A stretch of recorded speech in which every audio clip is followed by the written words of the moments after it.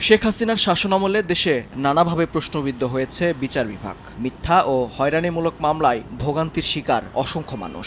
তাই ছাত্র জনতার গণঅভ্যুত্থানের পর দাবি উঠে ন্যায় বিচার, স্বচ্ছতা ও জবাবদিহিতা নিশ্চিতের। গঠিত হয় বিচার বিভাগীয় সংস্কার কমিশন।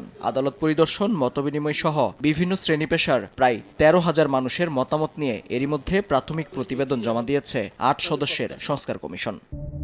কমিশনের প্রতিবেদনের তথ্য অনুযায়ী প্রধান বিচারপতি, উচ্চ আদালতে বিচারপতি নিয়োগ সহ বেশ কিছু প্রক্রিয়ায় আনা হচ্ছে ব্যাপক পরিবর্তন। পূর্বে প্রধান বিচারপতি নিয়োগের ক্ষেত্রে প্রধানমন্ত্রী কিংবা অন্য কারো পরামর্শ নিয়ে এককভাবে এই সিদ্ধান্ত নিতেন রাষ্ট্রপতি। তবে কমিশনের প্রস্তাব, আপিল বিভাগের প্রবীণতম বিচারপতিকেই করা হবে প্রধান বিচারপতি, যা থাকতে হবে সংবিধানের লিখিত রূপে। অন্যান্য বিচারক নিয়োগের ক্ষেত্রে অবশ্য পৃথক কমিশন গঠন করার সুপারিশ করা হয়েছে ১০ পৃষ্ঠার এই প্রস্তাবনায়। বলা হয়েছে, বিদ্যমান সংবিধানের ৯৫(১) অনুচ্ছেদে প্রধান বিচারপতি এবং নির্বাহী কর্তৃপক্ষের সিদ্ধান্তে বিচারক নিয়োগের পরিবর্তে সুপ্রিম কোর্ট জাজেস অ্যাপয়েন্টমেন্ট কমিশন গঠন করে মেধা, সততা ও দক্ষতার মূল্যায়ন করা হতে পারে। ৯ সদস্যের এই কমিশনে নেতৃত্ব দেবেন প্রধান বিচারপতি।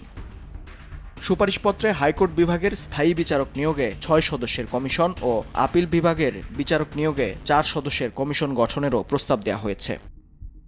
রাষ্ট্রের নির্বাহী বিভাগ যেন বিচার বিভাগের উপর কোনো হস্তক্ষেপ করতে না পারে, সে বিষয়কেও প্রাধান্য দেওয়া হয়েছে এই প্রস্তাবনায়। বিচার বিভাগের স্বাধীনতা নিশ্চিতে কোনো রাজনৈতিক প্রভাব ছাড়াই সর্বোচ্চ আদালত এবং জেলা আদালতে সরকারের পক্ষে মামলা পরিচালনার জন্য স্থায়ী অ্যাটর্নি সার্ভিস গঠন এবং ফৌজদারি বিচার ব্যবস্থায় মামলার সুষ্ঠু ও নিরপেক্ষ তদন্ত কার্যক্রম পরিচালনায় স্বাধীন তদন্ত সংস্থা গঠনের সুপারিশ করা হয়েছে। এসব ক্ষেত্রে প্রয়োজনীয় নিরপেক্ষ জনবল কিভাবে নিয়োগ করা যায় সে ব্যাপারে দীর্ঘদিনের প্রচলিত পদ্ধতি পরিবর্তনের সুপারিশ আসতে পারে চূড়ান্ত প্রতিবেদনে। জানুয়ারি মাসের মাঝামাঝি এই চূড়ান্ত প্রতিবেদন দাখিল করা হবে বলে জানা গেছে।